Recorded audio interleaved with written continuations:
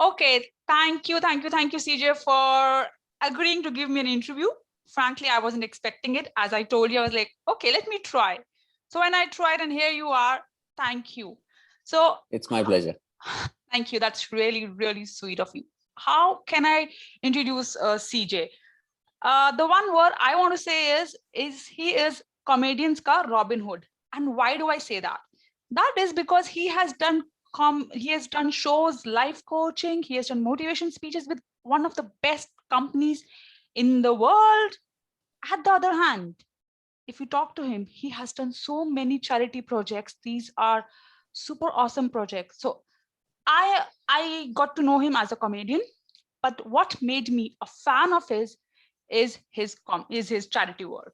So Robin Hood, comedians का Robin Hood बोलना ज़्यादा गलत नहीं होगा.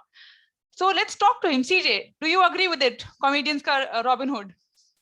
To be honest, it's the first time I've ever been introduced like that, and Okay. I've never been referred to as a comedian's Robin Hood. But you're not very far off the mark, because I do earn my money from, so to say, high net worth people. Yes. But I'm not stealing from them, and some of it is obviously directed towards more altruistic activities. Okay.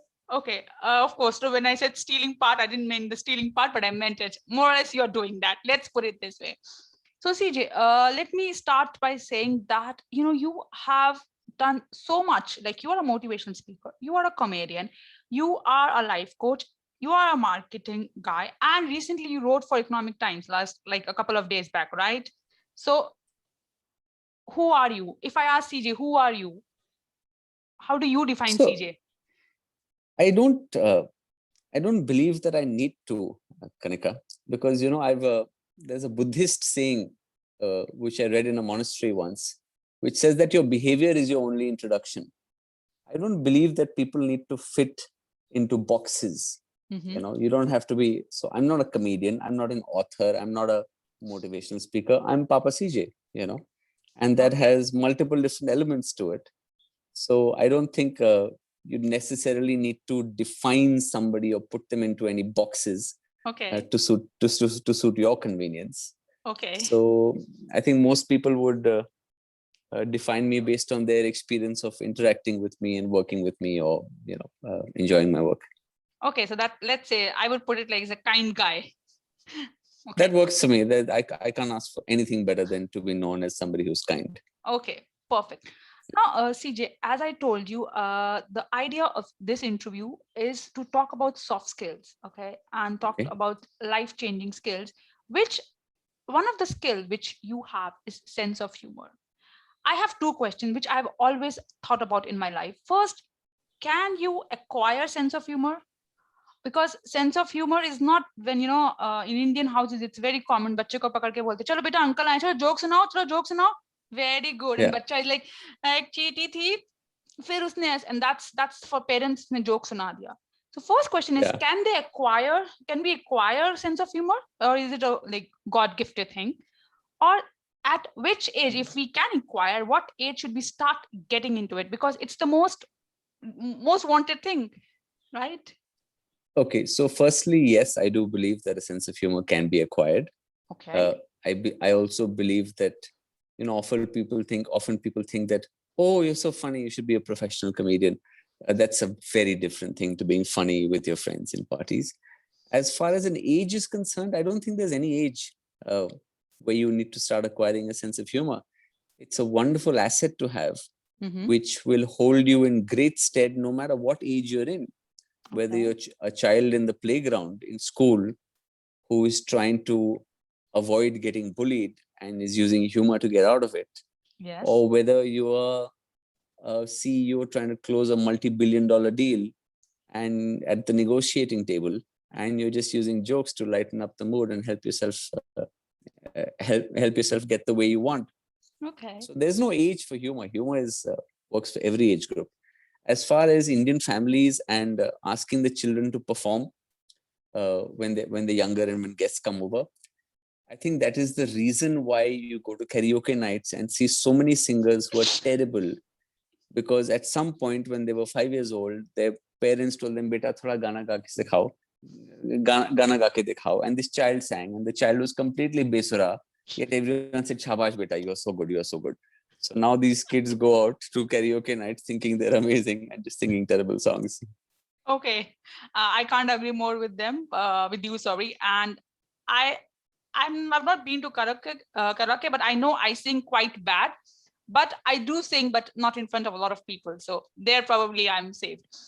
So how can one acquire sense of humor, CJ? You said one can acquire it. So how can one acquire uh, sense of Uh, humor?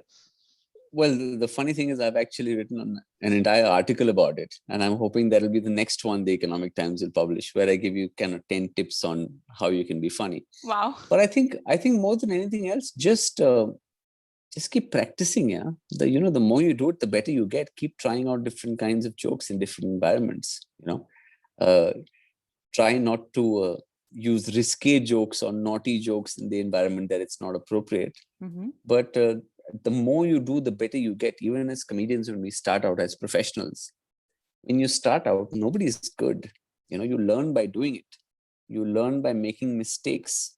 In our profession, you get feedback every 15 seconds. Yes. If they're not laughing every 15 seconds, you're failing. So That must if you be can't, difficult. yeah, it's okay, but that's what helps you learn, because if you can't adapt on the spot, then you have to ask yourself the next time you're in a similar environment with a similar audience, what can you do differently so you don't look like a fool? And that's what helps you improve and learn and get better. So Okay. I'd say just start cracking jokes. Yeah. Okay.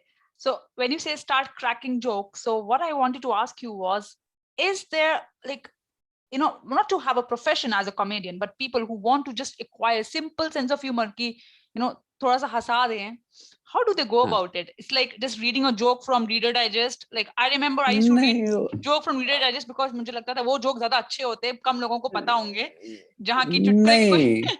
So what do you See, think? I think the best way, see, stand-up comedy is like having friends home for dinner, right? Okay. Just think कि आपके घर में मेहमान आए हैं. There's ji. 10 people who are sitting around the dining table and you're telling them stories. Okay. Right? So professional comedy is also exactly like that, except instead of 10 people, there's 500 people. Okay. So it's that same casualness to it. And what's nice is when you can tell stories from your own life. Right? Nowadays, there's too many WhatsApp forwards and things going around. You want to tell stories that have an element of you in it. कि मेरे साथ ये हुआ था, मेरे साथ वो हुआ था, ये मेरी बचपन की कहानी है. This happened to me at work. Okay. Those things always make it more interesting. And more real. Of course, comedians are very good at lying also. We keep saying, oh, on the way to the show today, this happened. Boss, Never happened. it didn't happen on the way to the show. It might have happened to someone else, probably. Okay. Yeah. Now, unfortunately, we all are living in a situation for last 1.5 years where it's uncertainty. It is so much, it's everything is uncertain. We don't know what's going to happen tomorrow. And so how, when you go for life coaching things and all, has something changed? Do you think the whole approach to VUCA, the volatility, uncertainty, has changed? Do you think people are taking life differently I as think a life firstly coach? you'll have to expand on VUCA for the people who don't know the full form of it. Okay. Is VUCA, sorry, thank you. I didn't realize it. VUCA is volatility, uncertainty, complexity, and CJ? You tell me. Ambiguity. Yes. See, firstly, I'm not really, so to say, a life coach. I do sort of executive coaching, corporate training. I mentor quite a few people, but I suppose that all these things sort of overlap. Life coach is just, I've always found it a bit of a weird sort of name or title. I think a lot of it, when you coach somebody, it always has to do with their own personal circumstances. Okay. There is no fixed answer for anybody and everybody. Otherwise, you would just get a life coach booklet that people could pick up and say, okay, here are the things we can do. So I think everything depends from situation to situation, from person to person. Mm-hmm. But yes, we do live in a world that is far more uncertain, that is causing a lot more anxiety. And all the more reason that now is a time to look at things like gratitude. Let's focus on the things that we do have to be grateful for. If you do have a roof over your head, if you do have food on the table, Yes. fine, you may have lost half your income or a chunk of it, but you're safe, you're healthy, you're alive. So I think gratitude is an area definitely to focus on. Okay. And I think you always try and help people instead of focusing on what you don't have. Focus on the positive in what you do have and the opportunities that that opens up to you. You know, let's be honest, change is a constant. There's always going to be change. Yes. Of course, change like this is unheard of. You know, it's a huge world event which Yes. the world has never seen before. But that has led to different opportunities for different people. I mean, today, for example, as a comedian, depending on who you are, if you were doing a live show, you can do one show a night because you're in one city. But with virtual shows, you can do 6 shows an evening, right? Yes. So there's an opportunity there. Suddenly people are finding, wait a second, I'm not spending 2 hours on the road commuting to and from work. Yes. You know, I'm getting more time with my family. I'm spending less time in the car. I'm being exposed to less pollution. So there's always, I mean, change is always going to be a constant. Yes. So you need to have that attitude of, okay, this, I've never liked, I somehow don't like the phrase the new normal either.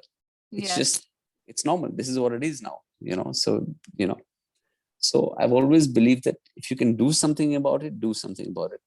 If you can't, then there's no point sort of whining about it, you know, deal with it, carry on and find, you know, do the best of the situation you're in. Okay. Okay. Thank you. See, let's move to the, as I said in the starting, the Robin Hood and your charity work. Have you been a child, as a child also you were like this, helping people or you just acquired that over the time, or how did that happen? And your happiness project, if you could tell all our viewers about it. Okay, so I don't know if as a kid I was that way, because as a kid I went to a boarding school for 9 years and you were Yes. just so involved in so many different Sorry, activities all can the I stop time. you for a second? Guys, if you haven't Sure. read his book, you have to read it, because I'm saying it because I read the book and it is such a nice book to read. It's an easy read, first thing. Second thing, for not even for a single word, I had to consult a dictionary. So it's a very simple language and such a nice book. And the most important thing, it books has incidents which I'm like, this could have happened with me, and or some things have happened with me and I have reacted in a different way. How could he react like that? That's awesome. It is, I think it's a book that all teenagers should learn to see how life can take some turns, and some turns are in the right direction, some are in the wrong. Unfortunately, life doesn't have Google Map, but we have Papa CJ's book, which might help us to, help the youngsters to deal it in a better way. Sorry, CJ, you were saying. No, I do have to say though, there's a few bits in there which are a bit naughty, so it might be Yes. So a teenagers, little. okay, not teenagers, I meant 18 and above. Okay. I suppose 16 is okay 16. nowadays. Okay. Nowadays, Kids let's know not. everything. Yes. Yeah. But okay, 16 and above. But please read it because it's a nice book. Okay, you're gonna have to rewind and ask me a question again because my memory is terrible. Sorry. I got lost. Sorry. Okay, even I forgot the question. Does it happen to you? Okay, sorry. My question was, CJ, that when you were a child, were you comedy, were you also Oh yeah, always yeah. a gratitude, or was it your parents who inculcated this thing of giving and helping people into you, or living in Calcutta? I don't know, what was it like, what No, so I don't know if sort of charity or helping people was a big part of my life when I was younger, Mhm. because I don't think we had enough to be charitable with, so to say. Okay. Definitely not from a financial point of view. But I think maybe that influence sort of began when I went to the UK, because I had taken a loan, I had gone there. And by and large, I found that British people are quite charitable by nature. You'd see so many fundraising causes. You would see so many events that were fundraisers. Mhm.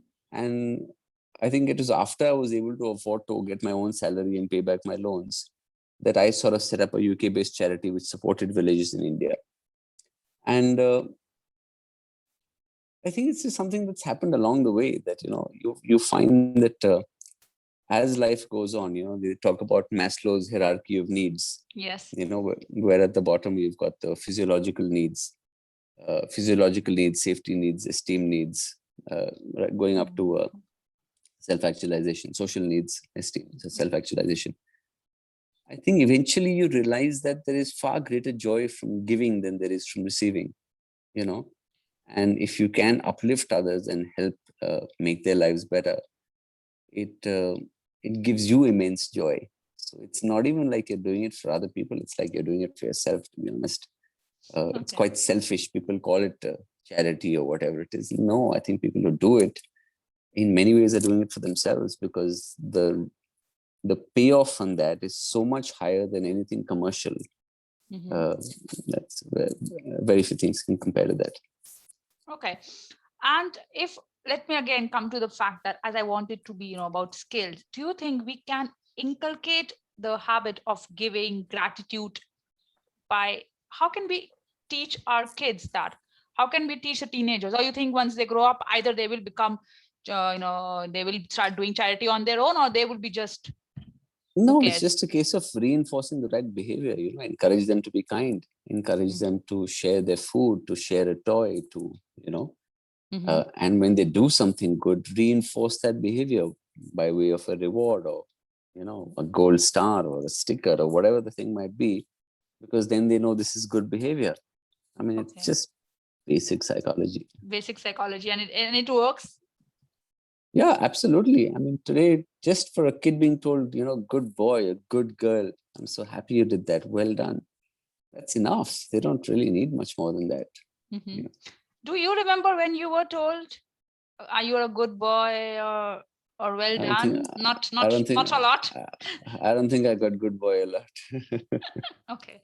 Well, your book says the other way around. So guys, read his book to know what all his book says when he was at his hostel, and not above 16. When it comes to hostel part, above 16. Remember, guys, not below 16. It's okay. Okay. It's okay. My next question is that, when it comes to marketing, comes to, business, these are very different fields. Okay.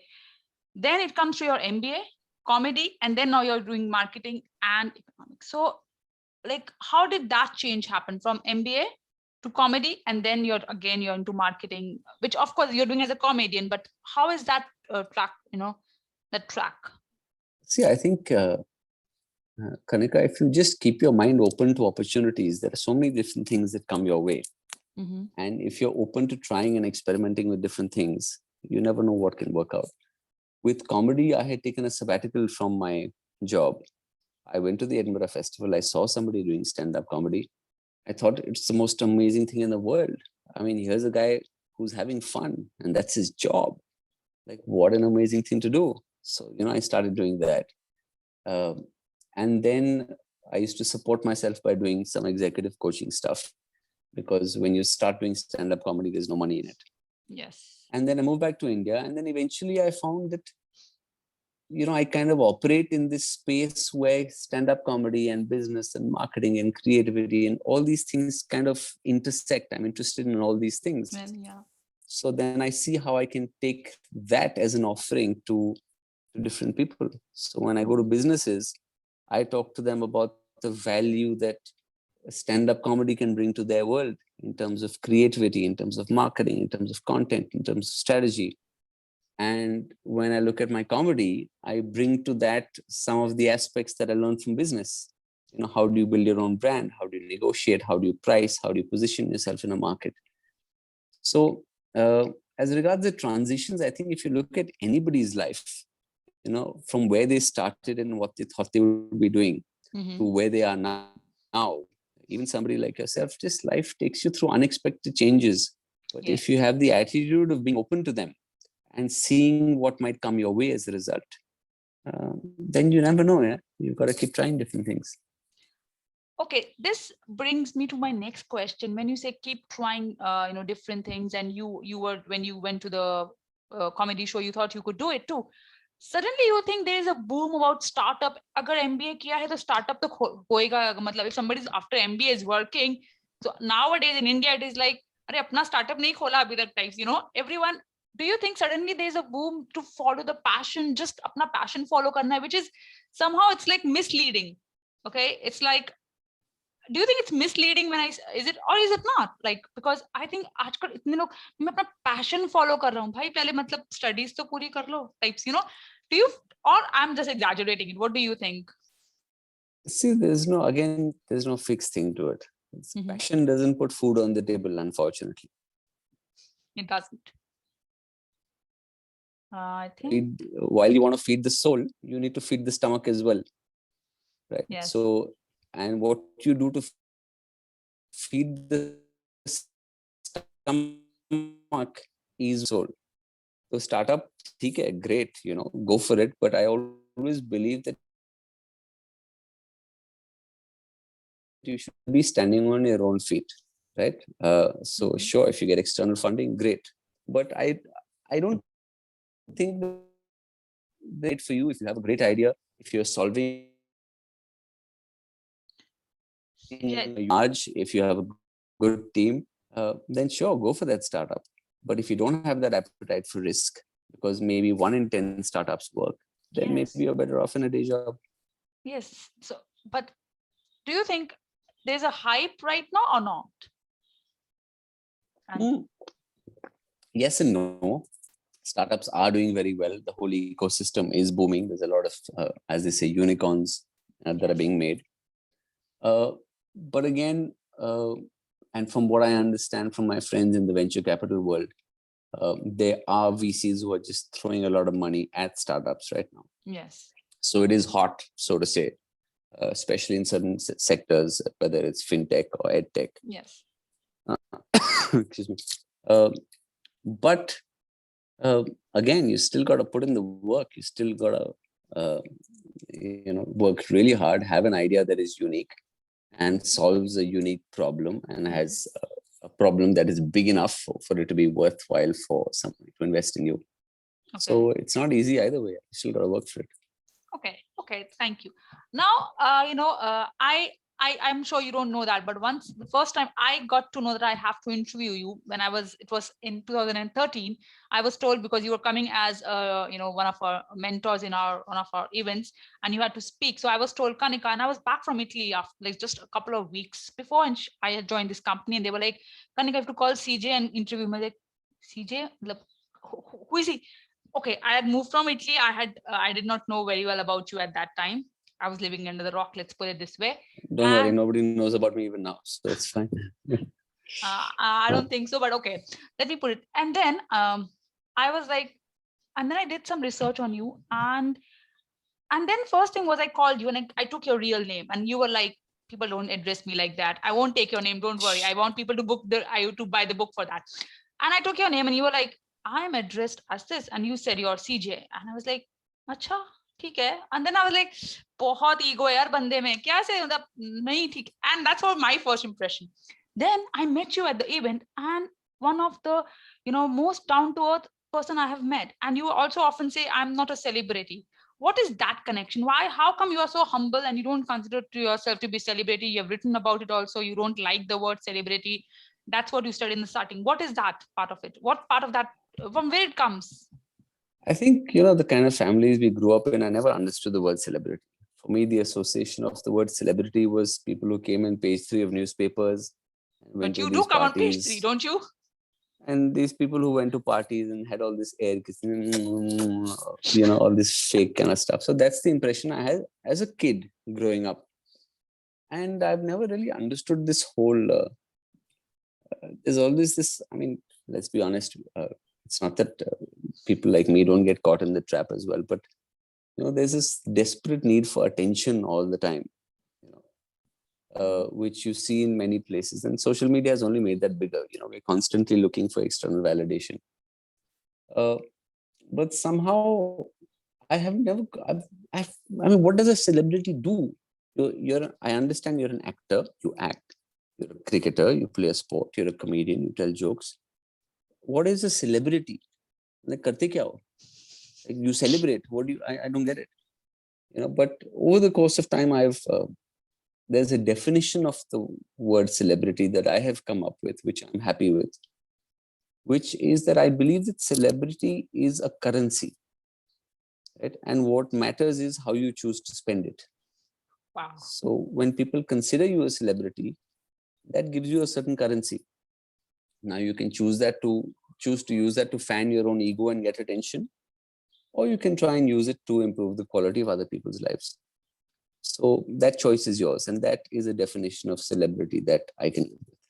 Okay, perfect. Thank you, CJ. Now I'm going to share a screen with you. Okay, share my screen with you, and I'm going to show you a PowerPoint. Okay, and I have some questions for you. So I Sure. hope that would be absolutely fine. And let's see. Okay. So slideshow, it should go. Okay. What does this man eat? Like, seriously, what do you eat? How come you are like Jack? It says, Jack of something, not master of all. I'm just too excited to speak to you. So it's like, but you are master of all, Jack of all none traits and No, no. master of none, but you are like kind of everything. So what do you eat is first thing. What is your favorite dish? Firstly, Kanika, I think you're having a fan moment. I'm not so good at many things. I just happen to do a few different things. What do I eat? My favorite food is, to be honest, I just love my home food here. And every time I sit at home and I have, two sabzis and dal and roti in front of me, I feel such gratitude that one is blessed enough to be able to have food like this. So home food works just fine for me. Okay. Now, this is your book launch. This year we have had two PCs who have written the book. First, Priyanka Chopra, who wrote her memoir, which I read recently, and you last year wrote your book. So what, at such a young age, what motivated you to write your book? I had no motivation to write the book. A publisher came to me, saw my show, and they said, "Yeah, you write a book." I told them, "Why should I write my book? I mean, why does anybody write a book?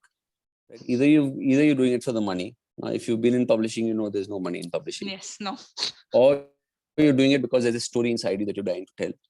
Okay. So I'm already telling my stories on stage, where I get instant gratification. I tell a joke, people laugh, I'm happy. Right? Whereas a book, it takes so long to write. So I had no motivation. Then eventually, basically, I did it for the ego trip. Yeah. People call you an author, they think you're intelligent and all. Ki aadmi chashme pehanta hai, he's written a book, maybe he's intelligent. And so basically, I did it for the ego trip. Okay, but good. But sorry, you were saying? I can see why in hindsight it was a good thing to do, because the medium of print allows you to add so many more different layers than a live stage does. Because on a live stage, as a comedian, you have to get to the punchline as soon as possible. Yes, and the time limit Here also. here you can go into far greater depth and give your reader a different experience, which is something I enjoyed. Okay. And how was it interacting with Shashi Tharoor sir? He's great. Yeah, his books are so good. Like I've read a couple of his books, and he is so well, well read, well written. Like he writes so well. So yeah, I'm unfortunately, I don't have the vocabulary to read his books, but I do enjoy spending time with him. He's a wonderful man. Okay.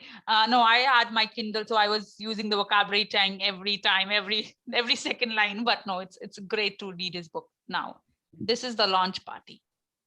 CJ, where do you get this confidence from, dear, to wear shorts? I have to I have to elaborate on this one. Sorry, please. This festival was a beach festival. Okay. It was on a beach. It was really, really, really, really hot. Okay. This is the second shirt I'm wearing that day, because I did an event before this, and that shirt was soaked in sweat. Okay. So I was wearing beach appropriate attire. If you the first slide you had, I was wearing a suit. Right? Yes. This one, because this is at the Jaipur Lit Fest. Okay. Right? That other one was the Kerala Literature Festival, which is on a beach. But I have to tell you the really funny thing, but the highlight of everything to do with my book, or anything to do with my book, is this picture. I had posted it online, and somebody actually commented on this and said, "Bas, Bhagwan mere ko itna confidence de de कि मैं इतने बड़े event में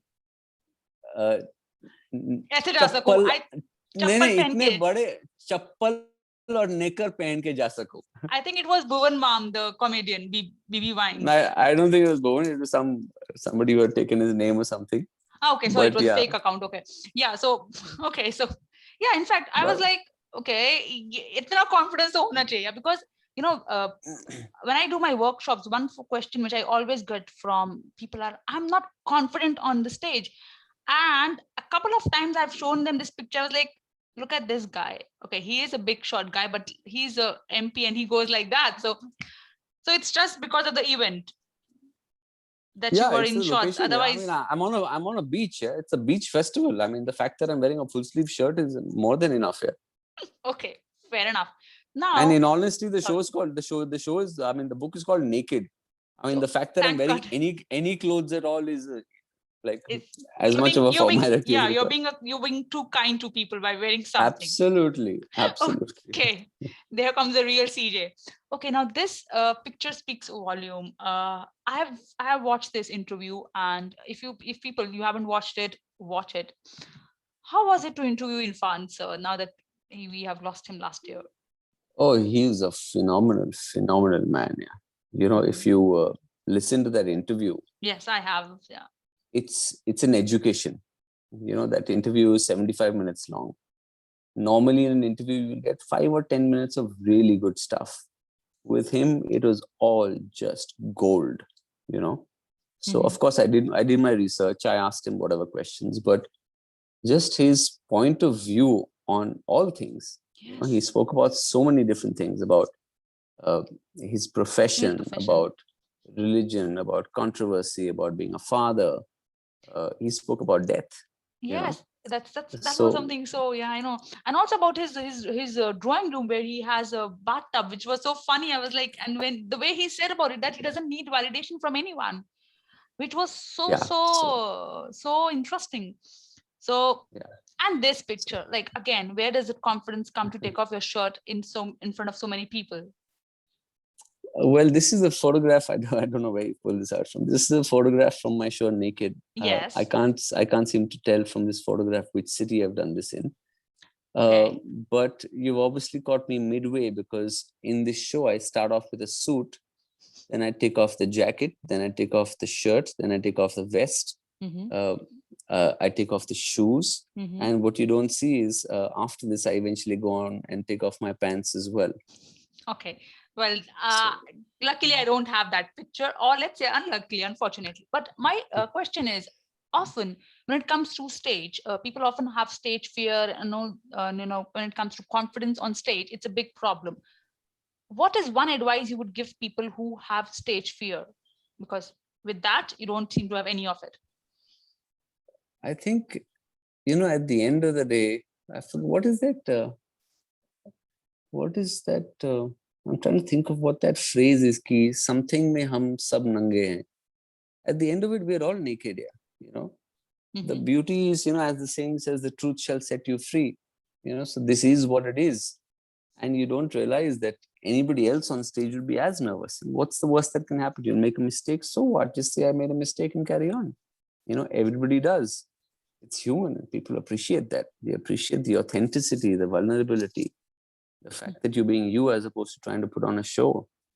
You know, you see these. I go for a lot of events, and you have somebody who'll host the show, the MC, and there's some of them who are very authentic. They'll say, "Good evening, ladies and gentlemen. It's wonderful to have you here. We're doing this thing. I'm excited to be here." And you'll see the ones who are completely fake. "Good evening, ladies and gentlemen. Isn't it wonderful to be here?" And you're like, "Come on, dude. Who talks like that?" Right? Nobody talks like that. So I think if you're just honest and genuine and real, then people appreciate that. Okay, so being genuine, real, and making mistakes is okay. So if you make a mistake, like CJ says, just go ahead and just accept your mistake and go ahead. And It's like how dif It's like Al Pacino says in Scent of a Woman about the tango.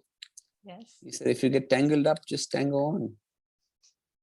that's the quote, right, guys? We wanted.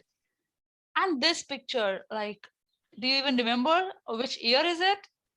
I don't remember the year, but I remember the show. I was doing a fundraiser at the Blue Frog in Bombay, Yes. and this is a photograph from there.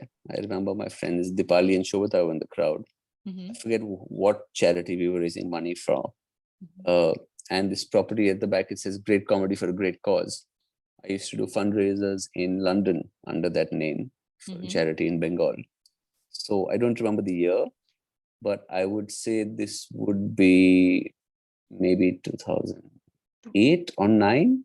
It's 2000. the photograph says 2010. So Okay, so 8, 9, 10. Say okay, 2010, and this was at okay, the Blue Frog in Mumbai. okay. And again, my question comes back to that, the charity part. Can you name few of your charities, and can you tell us how people can collaborate with you for these charities? And I'll stop sharing the screen then. So I don't. I mean, I don't have any fixed charities. I Mhm. keep doing different things. Sometimes I just do free fundraiser shows for different kinds of charities. Sometimes I go to, well, pre-COVID, I used to go to people's homes and hospital rooms to perform for them. Then That's I my used to, favorite, CJ. I have to say, I've read about many of it. That's my favorite, where you go to people's house and you go to the hospitals to help to make people laugh. yeah. Then I used to just have coffees with people who needed to talk. I don't think you need to collaborate with me, just do whatever you can in your capacity to help people around you, people who need it. It doesn't have to be some big venture. You don't have to be a celebrity. Just be kind to other people and help them in whatever capacity you can. If each of us can do that, then the world will be a better place. That's so true. Okay, let's end at the last question to me, to you is, and it's the most difficult question I want to ask you is, you have lived in different cities in in India, right? In different cities in Calcutta, and you were in Assam at some time. My question is, which is your favorite city? And why I am asking you is, which city is the most charitable city? Where you get the most people are most, let's say, What do you mean by the generous, most charitable cities? generous. People are generous, and they. I think for me, Kaneka, home will always be Calcutta. That's where I grew up. And what I love about Calcutta is the warmth of the city and of the people. Uh, when they meet you, they don't care who you are, what your job is, whether you can, what use you are of to them. Mhm. They're just good, kind, nice people who are happy to have a conversation and always happy to help. And Okay. so, from that point of view, I think Calcutta will always be my favorite city. Your favorite city. Okay. Yeah, Okay. Thank you, CJ, once again for giving me this interview. It was entirely a pleasure, as I said, and thank you so much. it's my Thank pleasure. you. Thank you for Thank you. inviting me.